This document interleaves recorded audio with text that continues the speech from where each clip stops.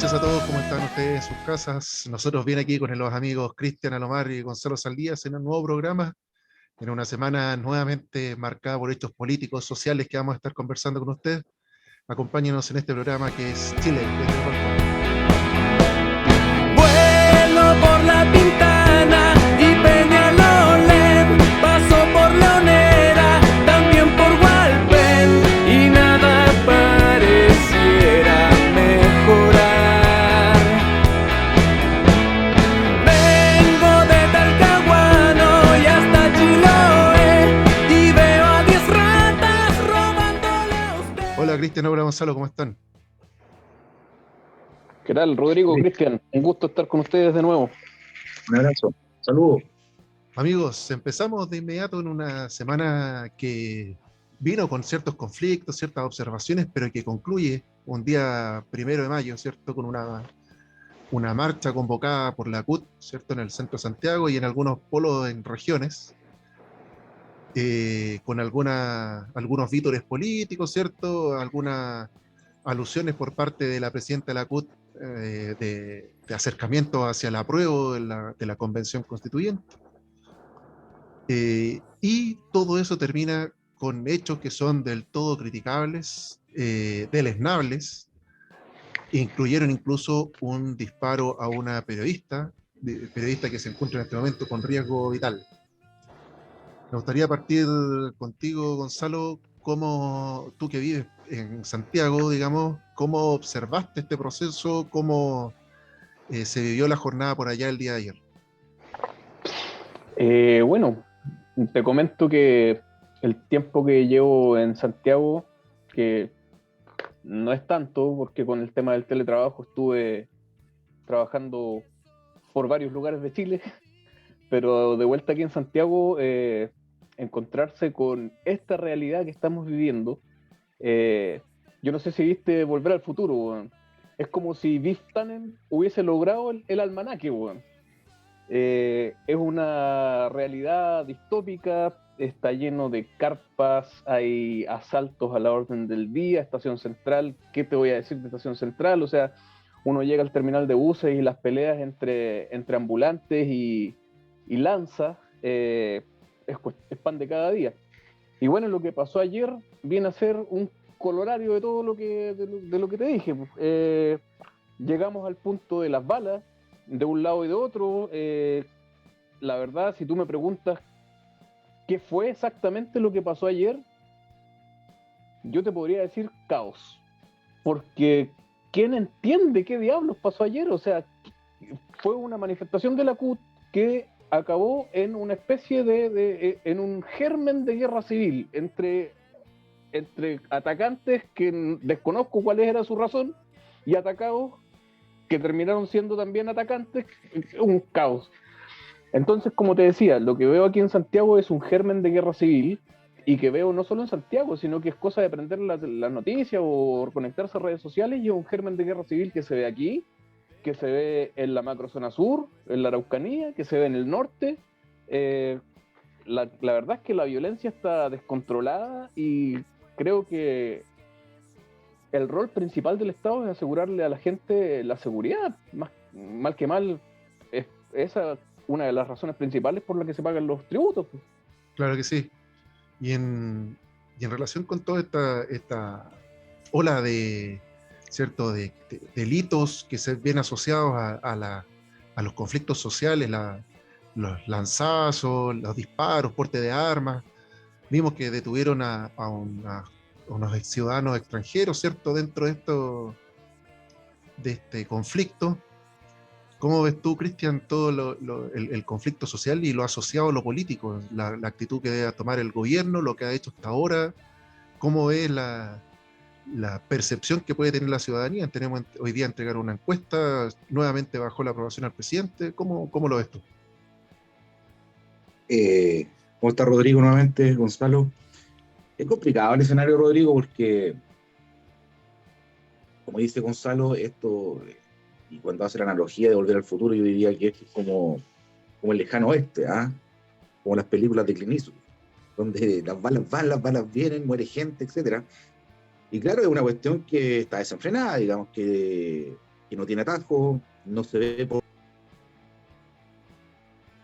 Amigo Cristian, no se ve por problema, dónde. eso.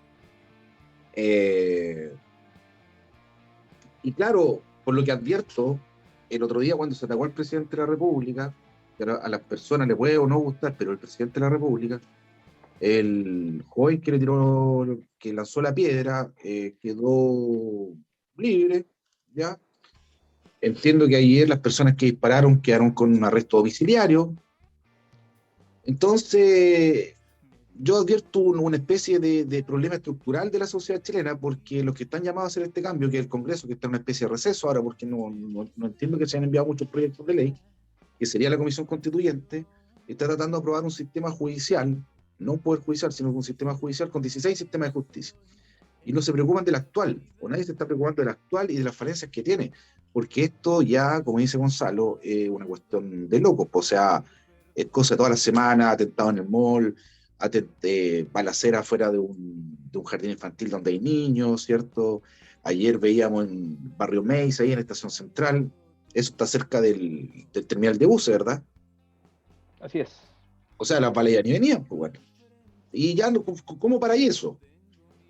Y esta especie de germen de guerra civil que dice Gonzalo es verdad, o sea, uno ve los videos de la Araucanía, ¿cierto? Donde ya las partes en conflicto están cada vez más cerca, claro, no se advierten armas en principio, pero falta que uno tiene una piedra para que se desate, entonces es peligroso y preocupante el escenario que se ve en el futuro, Rodrigo. Eso es lo que yo advierto por lo menos. Claro que sí. Yo veo que al gobierno se le escapó de las manos la situación de la seguridad pública en el país. Se le escapó de forma radical, ¿eh? Porque estamos viendo cada vez más armas en la calle. O sea, a mitad de semana veíamos como una pandilla llegaba a un local en Santiago, ¿cierto? Los videos están disponibles en las redes sociales de cómo asaltaban a un local con armas de fuego, ¿cierto? Y después se dan a la fuga en un vehículo. Semana anterior vimos cómo estaban, ¿cierto?, con armas disparándose en la calle en Santiago, bandas de narcotraficantes.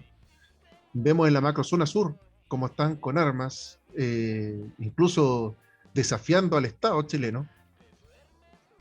Entonces la situación de seguridad se le escapó al gobierno y vemos cómo, y quiero recalcar una situación que es bien particular.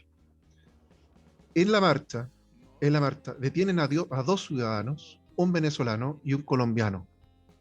Ya, yo no tengo absolutamente nada contra los extranjeros. Ustedes bien sabrán, amigos míos, que más quisiera yo que hubiese más ciudadanos extranjeros en este país aportando, pero eso, aportando. Estos dos ciudadanos extranjeros que tienen prontuario, ¿ya? Y los detienen dentro de este conflicto y resulta que tenemos una convención constituyente totalmente fuera de sintonía con la situación de la ciudadanía actual, donde están planteando que todos aquellos que cometen delitos no pueden ser extraditados. O sea, estas personas extranjeras con prontuario criminal que detienen dentro de lo que tú bien llamaste, Gonzalo, una guerra civil, son ciudadanos que deberían tomarlos y colocarlos fuera de las fronteras de nuestro país. Nosotros no queremos ese tipo de gente acá.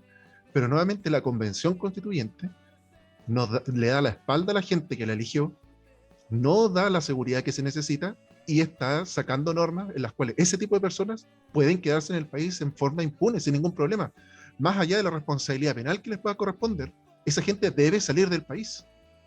¿Ya? Rodrigo, me gustaría hacer un punto en lo que tú estás diciendo.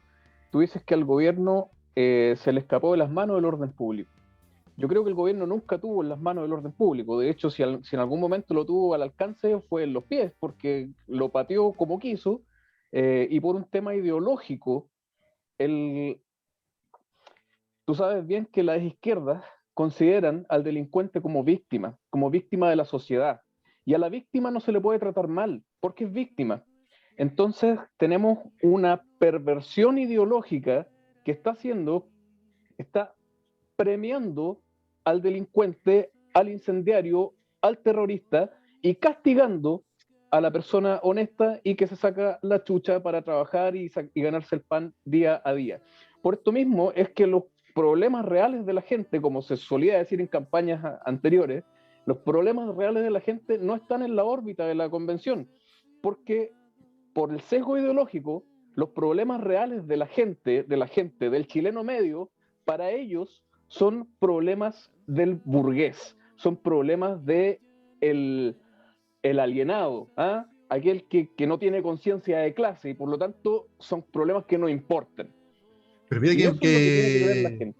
que importante lo que plantea Gonzalo, ¿ah? Porque precisamente el ciudadano de pie, como se le dice, no el ciudadano de extrema derecha, con gente empresarial, con recursos, ¿cierto? Sino que el ciudadano de pie es el ciudadano que sacó electo a Gabriel Boric.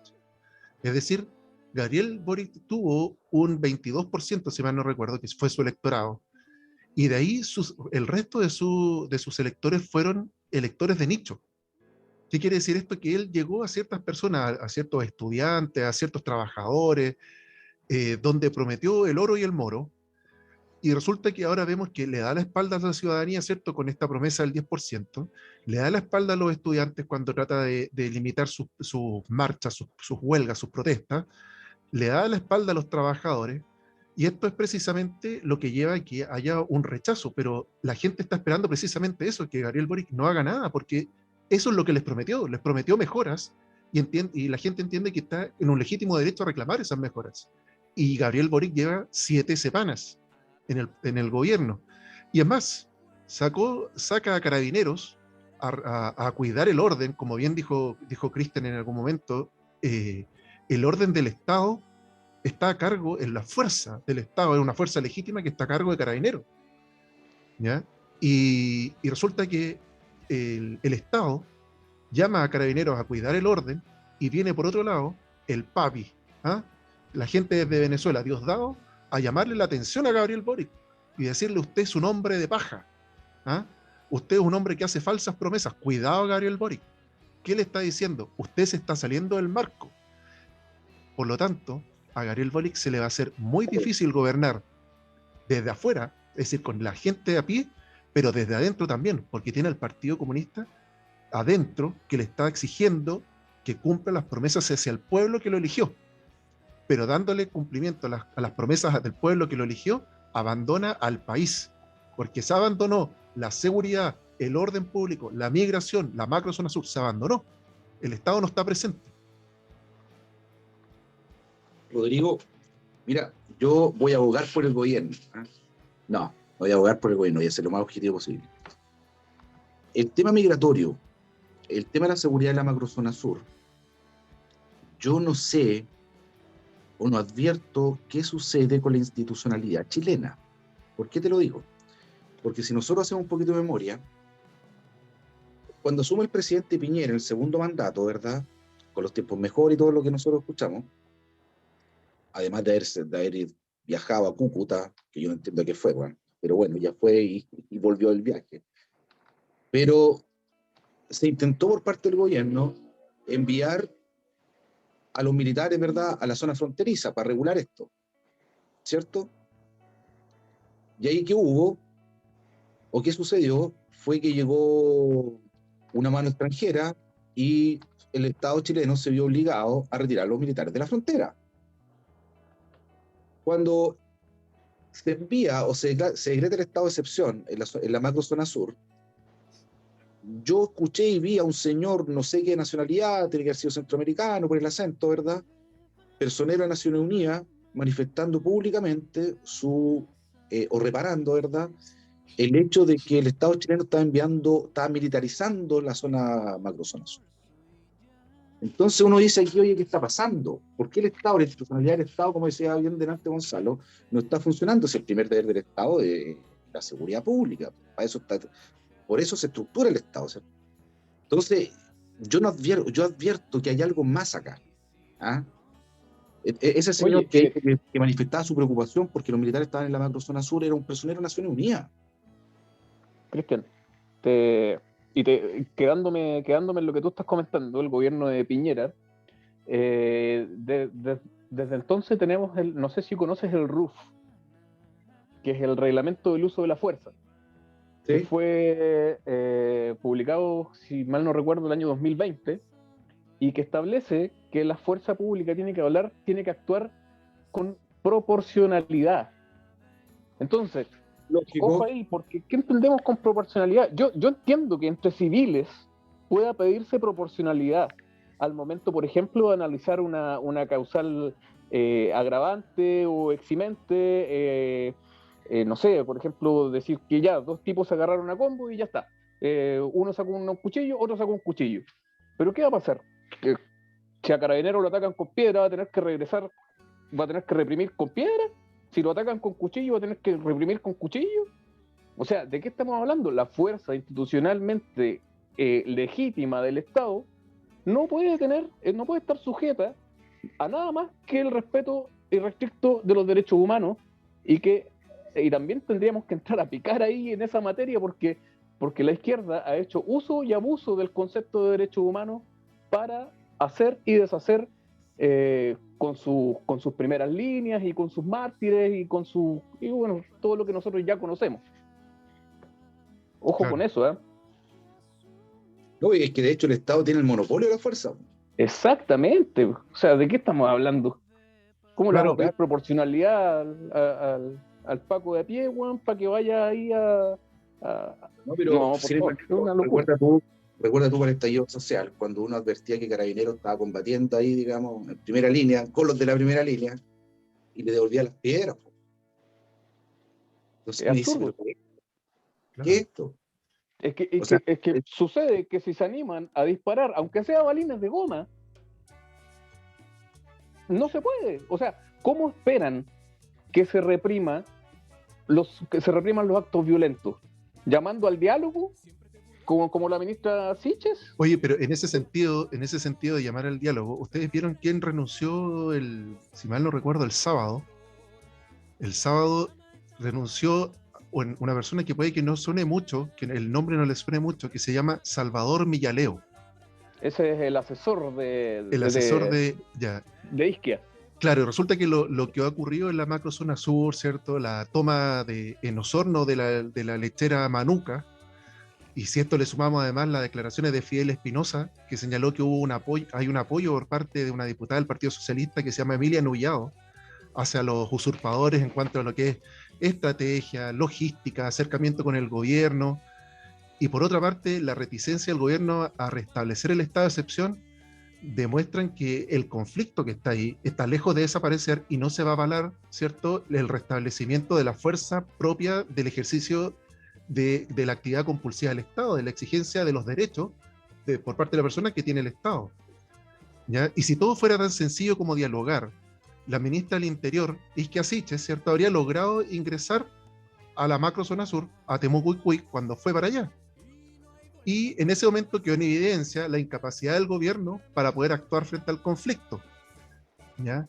Y en ese momento entra en acción este señor, que se llama Salvador Millaleo. ¿Ya? Y Salvador Millaleo es un abogado experto en materia constitucional y doctor en sociología.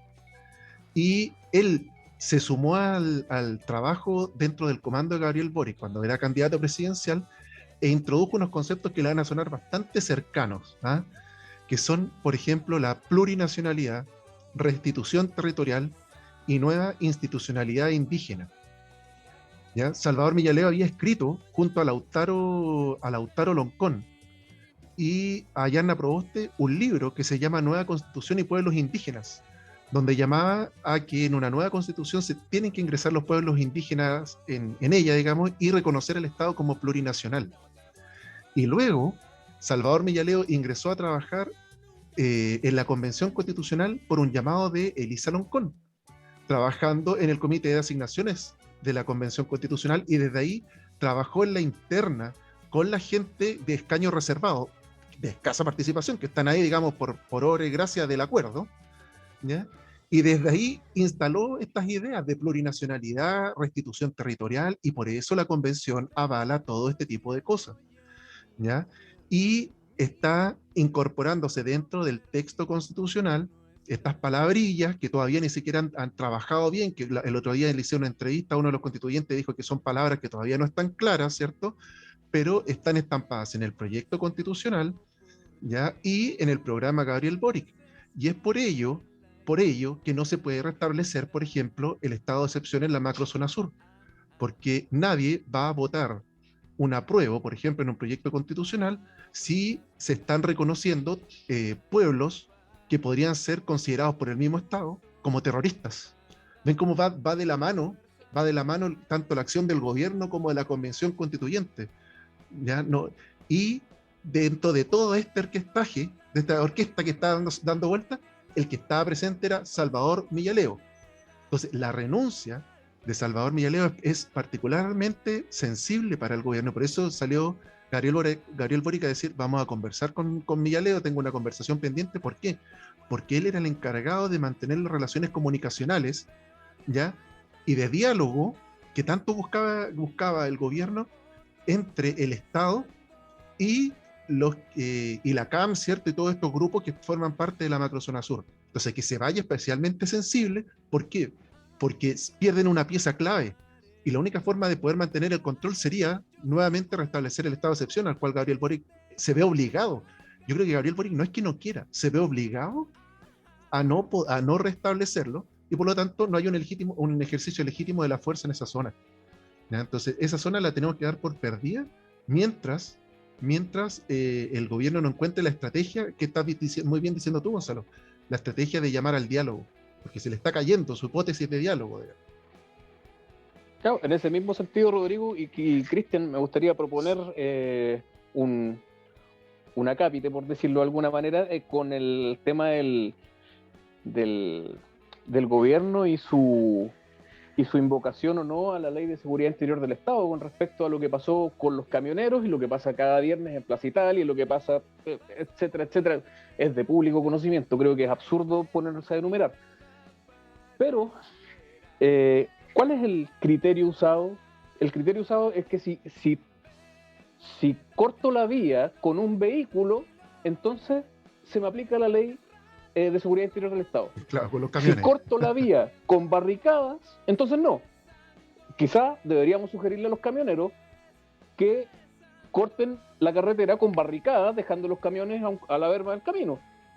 Quizás así no invocan la Ley de Seguridad Interior del Estado. Ahora, yo personalmente quiero dejar muy en claro que yo no estoy abogando porque a los camioneros no se le aplique la ley, sino que estoy abogando porque a quienes corresponde y que han destruido y quemado Chile, se les aplique la ley como corresponde. Si el criterio va a ser uno, que se use. Claro, en ese sentido, los querellantes, si Gabriel Boric está señalando que va a perseguir la responsabilidad de la gente que participó en las manifestaciones, el querellante que iba representando al Estado, ¿cierto?, en los controles de detención, no reclamó la prisión preventiva, digamos. ¿Ah? Entonces, por una parte dice que van a actuar exigiendo el máximo rigor y la seguridad, ¿cierto? Y todo esta parafernalia, pero al momento de actuar, actúan de otra forma.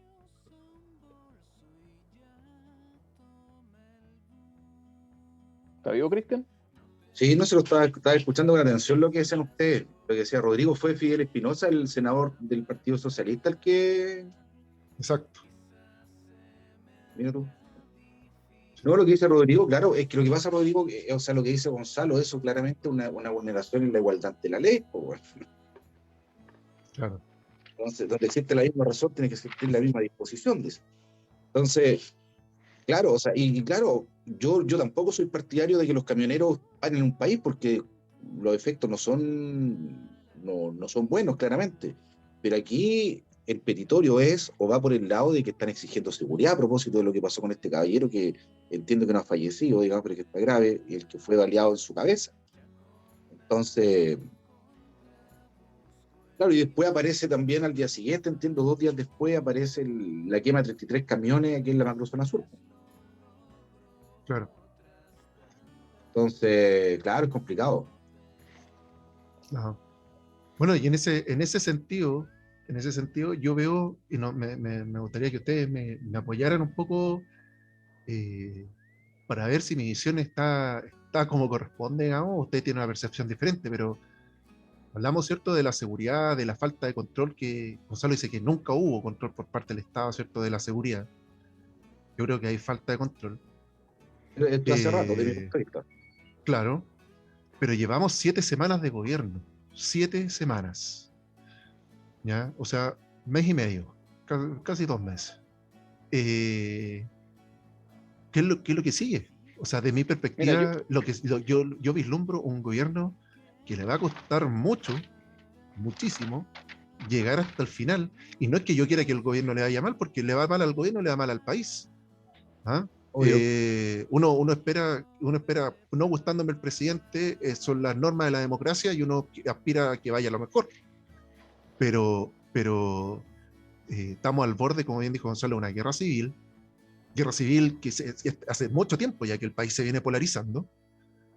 Pero por otro lado veo un gobierno que está cada vez más endeble y que si no saca ciertas piezas, si no es capaz de sacar ciertas piezas del engranaje que lo está apoyando en el Ejecutivo, pues se está olvidando de ser ejecutivo el gobierno, de ver soluciones palpables para el ciudadano medio, veo muy difícil que logre llegar a su final. O sea, es un clima muy polarizado, no sé cómo lo ven ustedes. Rodrigo, yo si me lo preguntas, ¿cómo veo al gobierno hoy día? Yo te diría que veo a un gobierno que no es viable, que pone en peligro la vida para el país, y algunos dirán que fue producto de una violación. En mi caso, considero que al menos se cumplen 2 de las 3 causales, Juan, para que este gobierno sea abortado.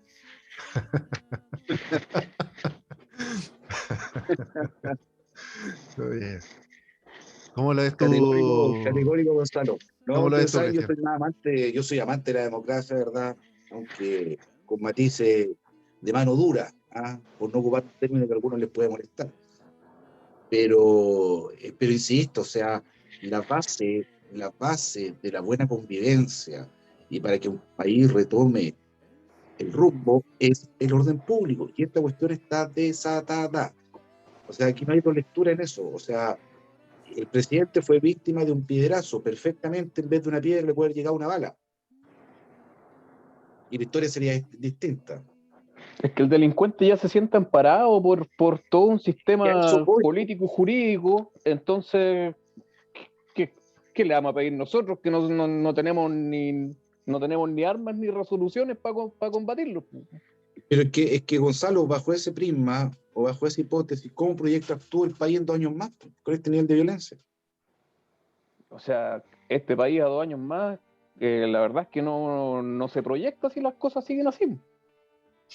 O sea, A ¿quién 2 va a años poner más, mano dura? a 2 años más, es una guerra civil de tomo y lomo, con bandos organizados y con grupos de resistencia y grupos revolucionarios y contrarrevolucionarios, El eh, choque.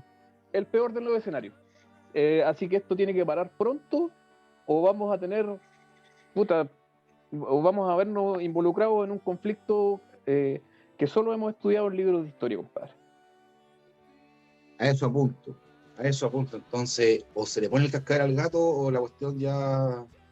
Porque mira, uno dice, la gente modesta, por ejemplo, la provincia de Arauco, donde obviamente la inversión no abunda, todo este tipo de situaciones van mermando las posibilidades, con una economía que ya viene dañada, ¿cierto? Y con nueva posibilidad de inversión en las provincias.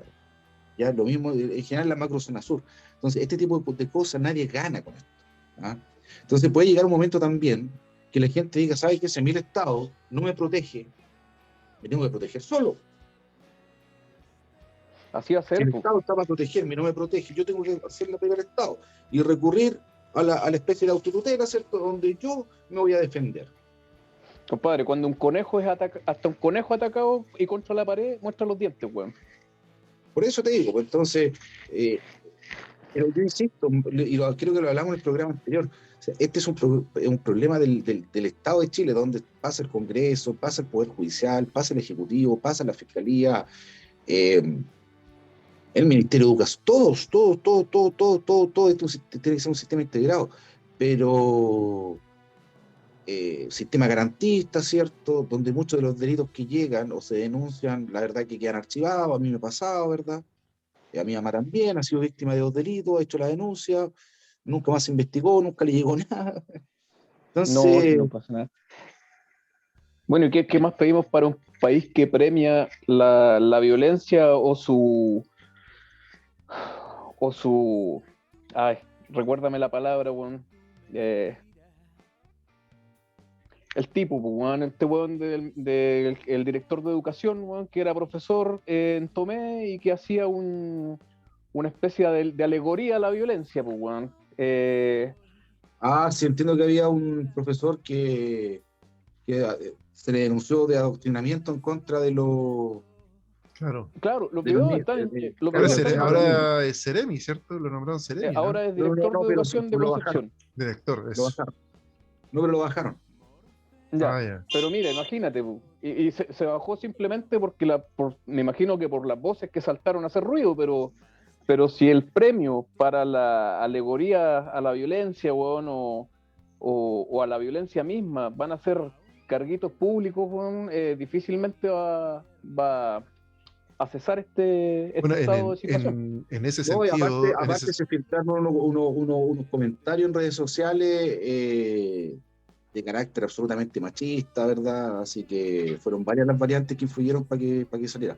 Oye, chiquillos, yo los quiero cambiar de tema porque ya yo creo que el tema de la violencia, disculpe Rodrigo que me arrogue la conducción del programa, ¿verdad? Donde usted es el titular de esto. Ya, no se preocupe, no se Ya. preocupe. Me encantaría por lo menos ser un telonero suyo antes de partir, pero bueno, creo que no tengo los pergaminos. Oiga, mire, hubo encuesta, no sé si pudieron ver algo de eso. Sí, claro. Claro. Chiquillos, ¿cómo ven ustedes? A ver, algunos dicen que el 78% de la población chilena dijo, ¿sabe qué? Queremos cambios constitucionales, ¿cierto? ¿En qué momento, compadre? ¿En qué momento pasó eso? ¿En el En el plebiscito? momento X. En el plebiscito quizás, porque fueron las Sí, únicas dos opciones que le dieron a la gente, pero yo recuerdo, y yo participé en la marcha, y yo no recuerdo que alguien anduviera levantando pancartas por nueva constitución. Pero bueno. Usted era muy asiduo okay. a las marchas, pues, amigo Gonzalo, cuando era más joven, ¿se acuerda? Sí, claro, por supuesto, estuve en varias ahí, hasta encabezando las marchas. Eso es. Entonces, yo hace años que no voy a marchas de cuando estaba en la enseñanza media, me acuerdo, años 90. ¿Ah? Oye, pero entonces dicen, o están barajando la posibilidad de la tercera vía, que le dicen algunos, o de una nueva alternativa, y que no solamente sea rechazo de apruebo, considerando, digamos, que el rechazo está prácticamente disparado del apruebo. Y los que saben de estas cosas dicen, mire, ¿sabe qué? Y lo que resta de trabajo en la Convención Constituyente, la verdad que no daría como para poder cambiar la imagen en la gente que lleve a dar vuelta este resultado, porque es mucho. ¿Ah?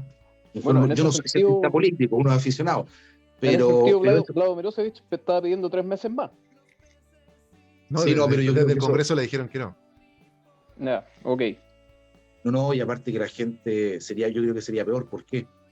Porque cuando uno habla con personas y escucha los comentarios de la constituyente, y yo insisto, no creo que haya gente mala, o sea, quizá el conjunto no es muy bueno, pero hay personas que son súper valiosas dentro, ¿ah?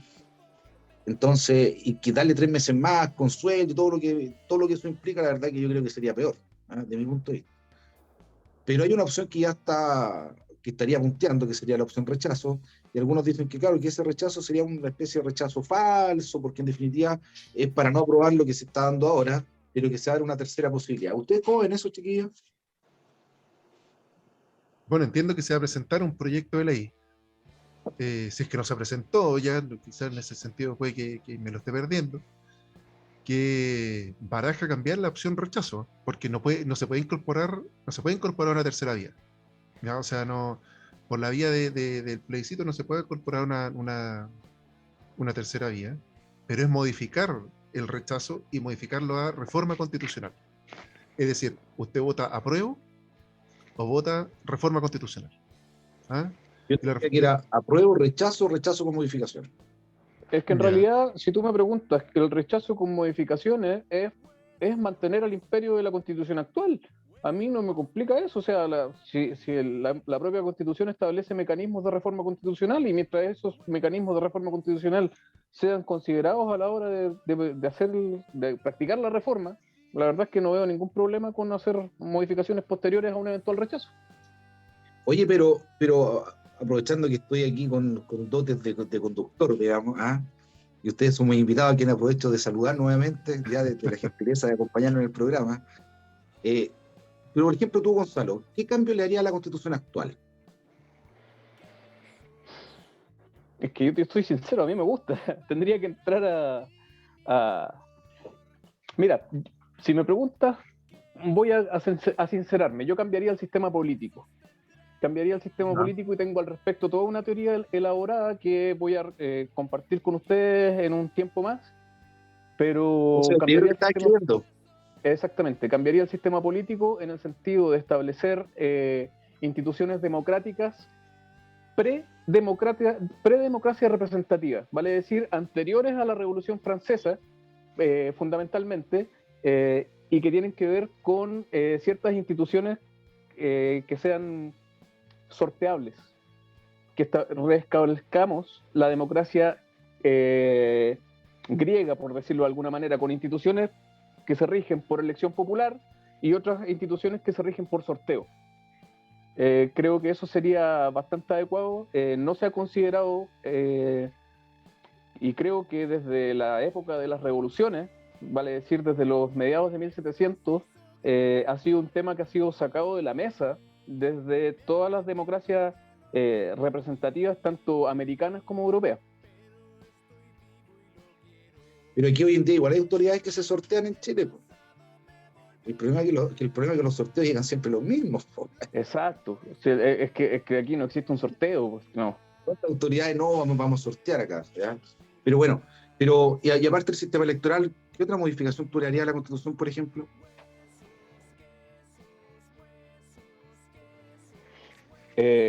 Como te decía, Cristian, yo encuentro que esta constitución es bastante buena, que tiene muchos principios generales, pero también tiene acciones concretas en orden a defender ciertos derechos fundamentales.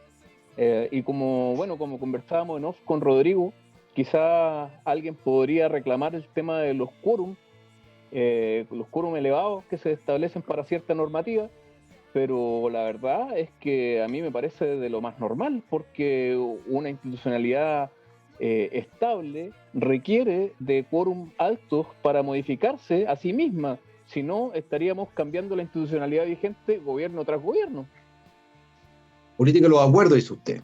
¿Le gusta eso? Sí, claro, o sea, si tú me preguntas, yo creo que la democracia más estable es aquella que se desarrolla en dos bloques grandes y ya está.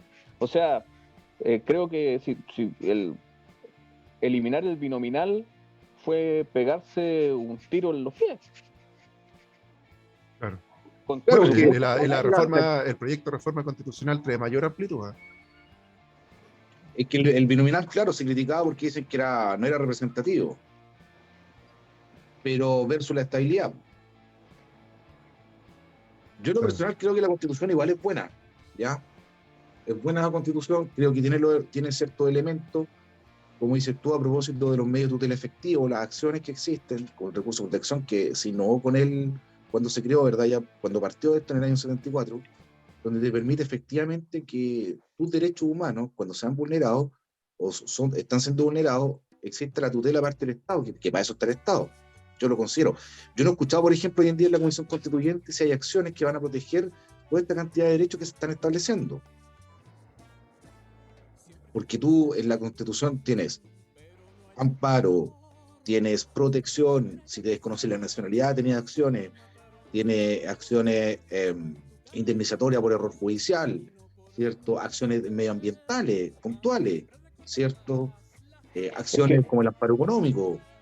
Es que si no Una tenemos... ley orgánica, pero que igual dice relación con la actividad económica, entonces están protegidos. Ahora, ¿yo qué le agregaría a esta Constitución? La pondría más severa con los abusadores. Y abusadores en el amplio sentido de la palabra. Formaría una cápite por ahí y diría, digamos, penas del infierno para todos aquellos que abusen, digamos, del Estado o de sus nacionales. ¿Ah? Sí, Sean o estos sea, políticos, sean estos empresarios, etcétera, pero mano dura. Mira, Absolutamente de acuerdo. Disculpa Gonzalo que interrumpa, pero desde esa perspectiva, Cristian, a mí hay un asunto que me ha llamado mucho la atención, que es por llamarlo de una forma, la constitucionalidad o llevar a la Constitución los aspectos legales. ¿Ya? Todo aquello que, o sea, se está intentando llevar a la Constitución, y por eso la Constitución ya lleva como 400 artículos, elementos que son propios de ley. Y hace bastante tiempo, incluso los mejores penalistas de Chile han señalado que ya basta del abuso de la norma penal para poder gobernar. O sea, es sumamente populista ofrecer penas del infierno para poder llegar al poder, para poder llegar a la presidencia o llegar al Senado. Yo estoy hablando como ¿Cierto? ciudadano, no como... ¿Cierto? Pero ya, o sea, llega un punto en que tienen que entender, la gente tiene que entender que todo aquello que es propio de una reforma al sistema de pensiones, propio de la seguridad del trabajo, de la seguridad social, eso es materia propia de ley. Rodrigo, Déjame hacerte un punto ahí, por favor. Sí, no hay problema.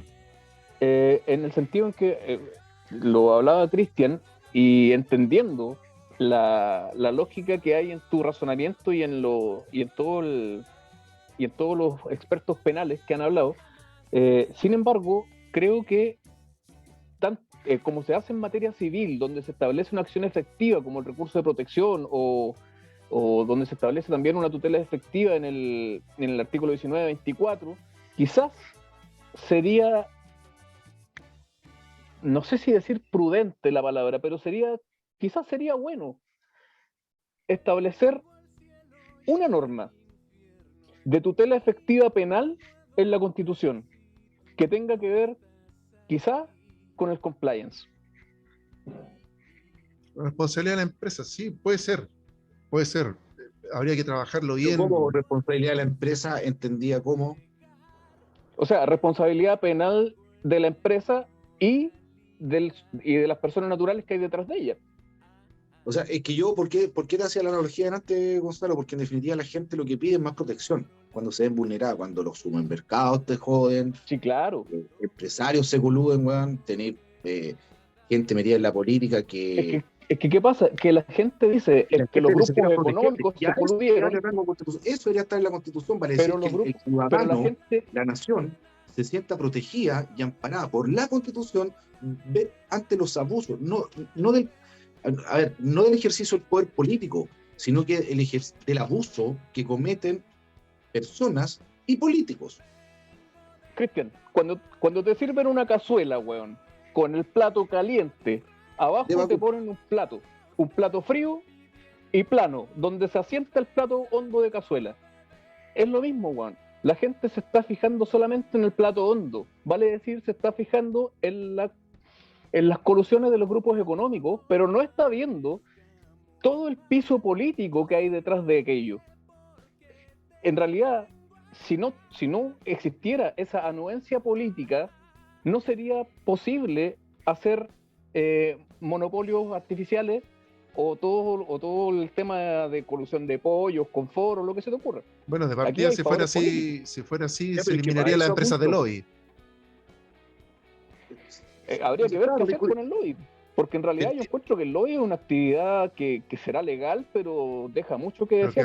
Pero que raya lo ético, claro. Exacto. Pero que, Rodrigo, ¿qué prefieres tú? ¿Que los partidos políticos, el Estado le asigne plata regulada transparentemente por ley, o que se estén autofinanciando como lo que nosotros vimos con el caso de Sokimich, por ejemplo, donde fueron transversalmente a pedir plata? ¿Qué quiere la gente? Hay que atender al mal menor y explicarle a la gente por qué es el mal menor, pero porque va a seguir siendo un mal, lamentablemente. Si no estamos en el jardín del Edén.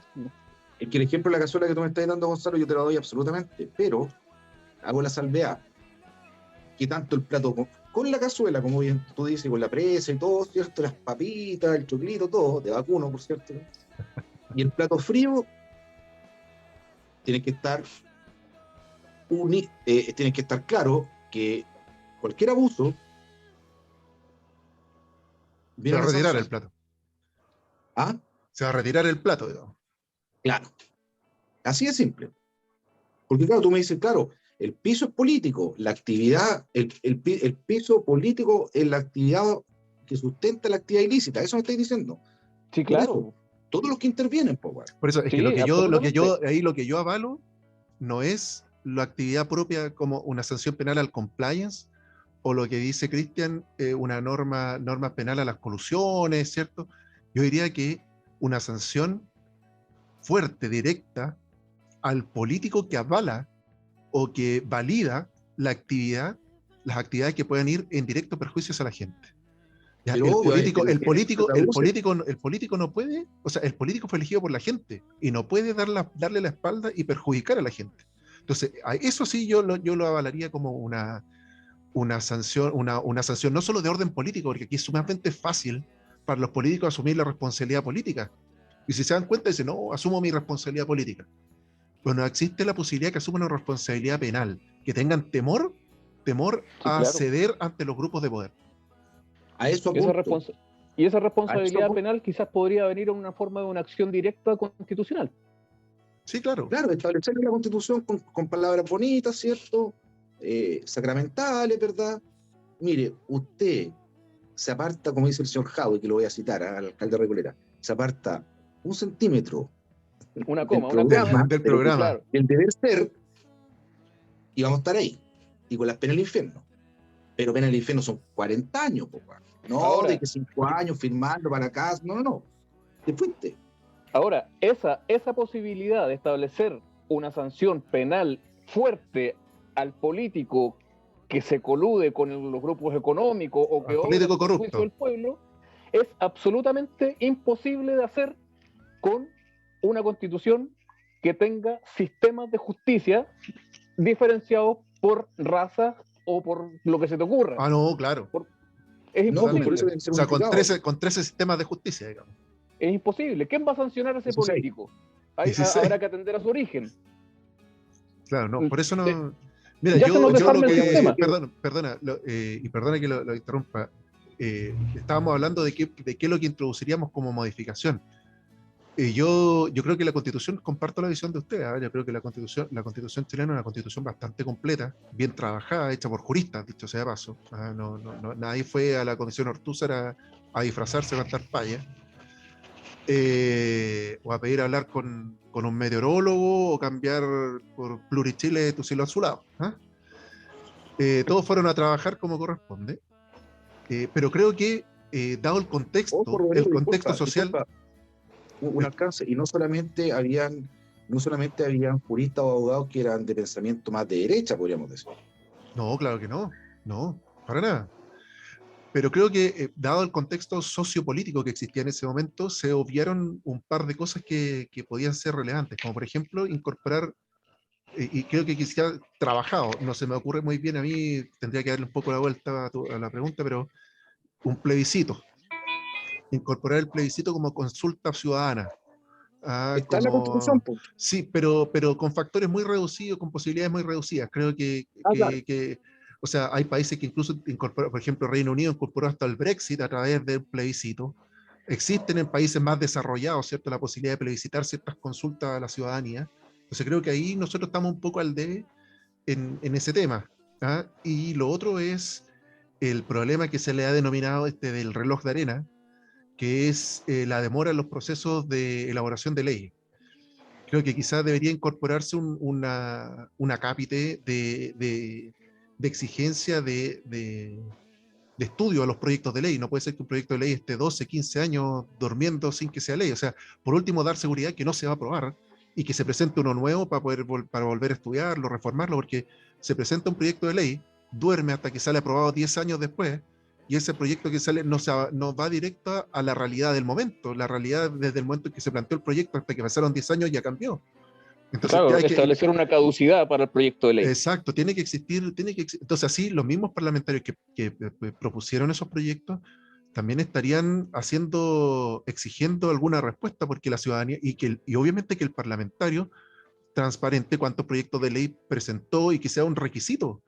O sea, si se establece una reelección, ok, pero que presente cierta cantidad de proyectos y dentro de esa cierta cantidad de proyectos de ley, que hayan algunos que ya hayan sido aprobados, porque no es presentar por presentar. Tenemos un senador, el senador Navarro, que subía a su página la cantidad de proyectos de ley que había hecho, pero esos proyectos de ley, aparte de ser muchos copiados de Wikipedia, ¿cierto? O sea, no pasaban el primer trámite legislativo. Entonces, en definitiva, se iban a sentar a calentar la silla, a hablar muy bonito para la gente que los elegía, pero en realidad iban a hacer un trabajo de papel. Entonces creo que esas son dos cosas que yo incorporaría, ¿ah? Un plebiscito fuerte, ¿cierto? Trabajado, que permita a la gente participar directamente en la actividad política, más allá de las elecciones, sino que las decisiones ya del Estado. Y por otro lado, un plazo de caducidad y un plazo de trabajo para los proyectos de ley. Yo, por ejemplo, en materia de Tribunal Constitucional, lo fortalecería. Quizá habría que evitar el cuoteo político en el Tribunal Constitucional, ¿ya? Porque obviamente se requiere gente que sepa de derecho constitucional y que esté ahí. O sea, un Raúl Bertersen, que fue miembro de la comisión, digamos. O sea, de ese pedigrí estamos hablando. El Ministerio Público, yo creo, Rodrigo, que tiene rango constitucional y que también requiere modificación. Quizá establecer nuevos derechos sociales, ¿ya? Pero que vayan de la mano de la responsabilidad legislativa o constitucional, me explico. Vale decir, no decirle a las personas, mire, derecho a la vivienda digna en la Constitución, sino que establecer un derecho social, ¿verdad? Pero que sea realizable. Ojo, déjame detenerte ahí, Cristian, porque el derecho a la vivienda digna solo asegura el goce. Ojo, ¿Cómo? el derecho a la vivienda digna establecido por la Constitución solo estaría asegurando el goce. Por el proyecto de Constitución, digamos. ¿Ah? Claro, el ¿Estaría proyecto asegurando de qué? No te escuché, Constitución perdón. solo estaría asegurando el goce. Ah, lógico, claro. Dentro de los tres atributos del dominio, que son el uso, el goce y la disposición, solo estaría asegurando el goce. Entonces, estamos hablando, como lo dijimos hace un par de programas atrás, de una propiedad vaciada de todo contenido. Es que no haría propiedad, po. Exacto, es goce nomás. Y el pueblo estaría... Sería un usufructo. Tendría prácticamente la calidad que tenía el esclavo en la antigua Roma, donde se le daba, toma, vive ahí mientras tanto y después te saco. Ahora yo no entiendo cómo se va a hacer frente a todo este tema cuando uno ve videos, ¿cierto?, de las tomas de extranjeros, ¿verdad? Y los chilenos ahí esperando, y uno ve 10 años, 12 años esperando la posibilidad de un subsidio, de una casa, y hay que asumir una realidad que significan los hechos, ¿verdad?, tener que hacerse cargo de los extranjeros. O sea, yo no estoy en contra de los extranjeros que vengan a aportar, claramente, como dijiste tú, Rodrigo, al principio del programa. Los delincuentes para la casa, o sea, de vuelta, y nunca más. Tú eres casado con extranjera, de hecho. Pero ¿cómo le solucionamos el problema a la gente más modesta, que fue algunos que salieron a la calle, o que salió a la calle a protestar pidiendo eso? ¿Cómo lo va a hacer el Estado? Cuando la brecha habitacional ahora aumentó, los precios se dispararon, hay déficit de vivienda. Es un tema que yo no advierto cuál podría ser la solución, ¿ah? No, y acá está feo. Yo te digo, acá en Santiago están creciendo más rápido las carpas que los árboles, compadre. No, pero aparte estuve mirando un reportaje sobre el camino que existía hacia Melipilla. Cómo habían personas que llegaban, o sea, hasta en eso se está haciendo negocio, lo cual me parece horrible. Cómo la gente llega a lugares para 4 palos y dice, este terreno es una casa y como tal la puedo vender. Y venden 4 palos parados por la necesidad de vivienda. Y hay personas que la compran porque, dicho sea de paso, todo esto nace porque existe carencia de vivienda, existe cierta necesidad de un techo, pero hay gente que está sacando mucho rédito económico de esta situación. Y se toman 6, 7 espacios que le llaman sus lotes, paran 4 palos y venden cada uno en 2 millones de pesos y se hacen en la pasada 12 millones de pesos. Entonces, sí, claro. Preocupante la situación. Por último, no sé, vendieran casetas sanitarias con posibilidad de ampliación como se hacía antiguamente, pero ni siquiera 80, eso. Los años 90, claro que sí, años 90, años 80. Oye, mira, a propósito de lo que estábamos hablando antes, de la sanción severa que debe existir sobre los empresarios que son hijos de su madre, por decirlo de alguna manera. El otro día, y lo comentaba en la radio el otro día, pero estaba viendo un reportaje, yo no veo televisión, pero el otro día estaba con mi hija, ¿cierto? Y estaba viendo Mega, iba a decir megavisión, ¿no? Y había un reportaje acerca del reciclaje. Yo soy un tipo que reciclo en mi casa, todo, o prácticamente todo. Y resulta que en Providencia existe una denuncia porque el municipio tiene la licitación, hizo una licitación para el retiro de la basura, ¿cierto? Y también de la basura reciclada. Entonces el camión de la basura pasa, por ejemplo, lunes y miércoles a retirar la basura normal y martes y jueves a retirar el reciclaje. Pero la denuncia decía relación con que el camión o la empresa que licitó, ¿verdad?, tomaba la basura reciclada y la tiraba al mismo fondo común. ¿Me explico? Entonces, claro, las vecinas ahí de Providencia frustradas, ¿ah? Porque decían, oye, yo me esmero en el tema medioambiental y resulta que pasa eso. No, y lo vamos a revisar, dijo la alcaldesa. Actuando de buena fe, ella, claro, pues obviamente lo tiene que revisar. Pero ¿dónde está la responsabilidad de esos empresarios? Bueno, a eso apunto. Y quería tocar el tema, ¿por qué? A propósito de lo que hablábamos delante, de la sanción constitucional que debería existir para la sinvergüenzura, bueno. Este tipo de empresarios, bueno, primero no deberían licitar nunca más con el Estado. El dueño y el gerente de esa empresa deberían estar presos de por vida, bueno. Es un crimen medioambiental lo que estaban haciendo. Así que realmente yo, modestamente, no soy experto en medio ambiente, pero ese tipo de prácticas deben ser sancionadas, pero de manera absolutamente severa, porque no solamente están cometiendo un daño medioambiental, además le están robando a todos los chilenos.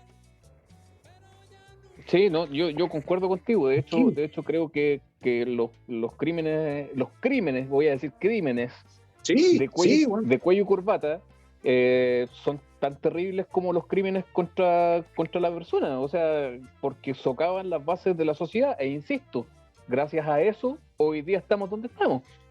Entre otras cosas, claro.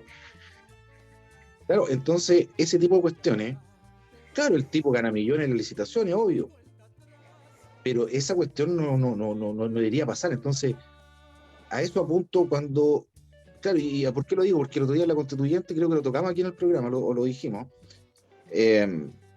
apareció una constituyente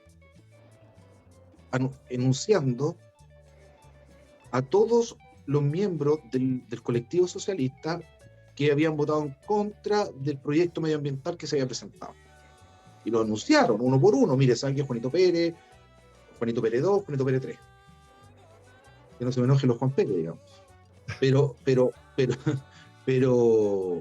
que fue un acto totalitario, todo lo que tú quieras. Pero este tipo de situaciones puntuales donde yo creo que el Estado debería ya estar preocupado de subvencionar el vidrio y empezar a evitar el plástico y hacerlo como en otros países o como países europeos, ¿verdad? Donde usted tiene que sacar la basura los días martes y los jueves y viene un señor que es funcionario del Estado con una espalda cotota, digámoslo, de poder para decirle, usted está sacando cartón, viene puro cartón. Si no viene cartón y viene por ejemplo, lata en medio de los cartones, multa.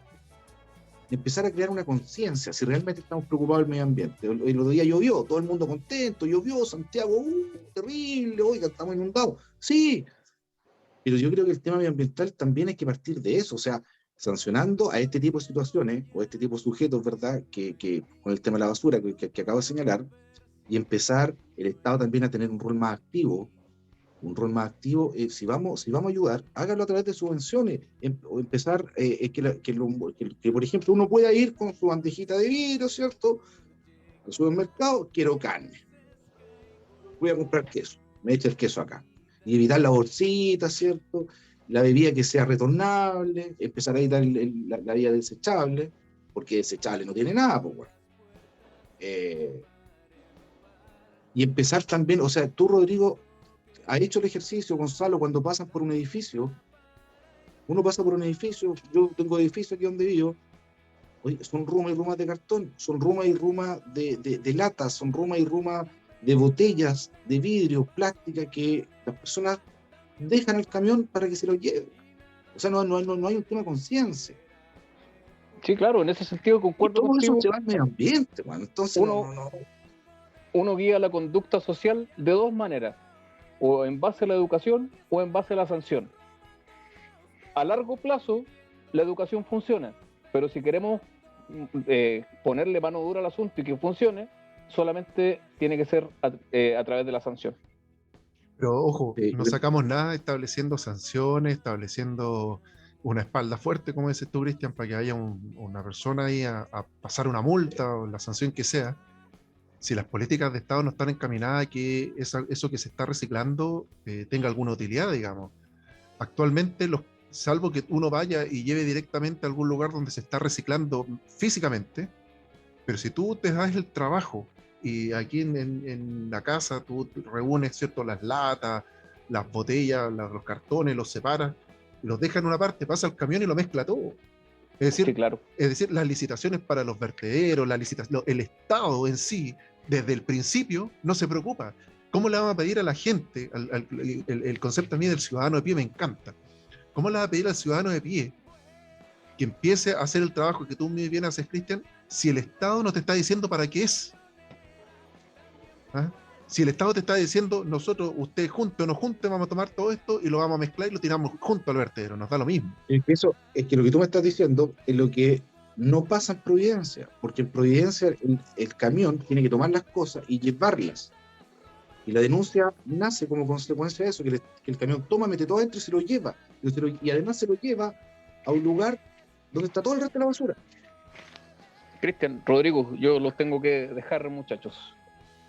Ok. Bueno, Sí. entonces, en honor a eso, Gonzalo, da el cierre del programa hoy día tú, ya que el amigo Cristian se puso ahí locutor.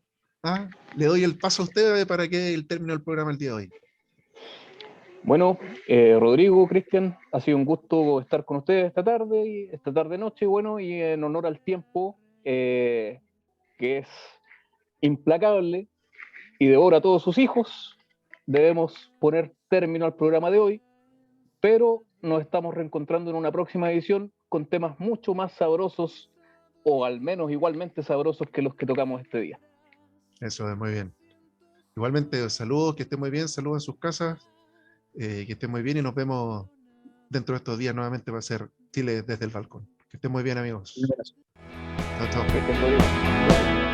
Vuelo por la ventana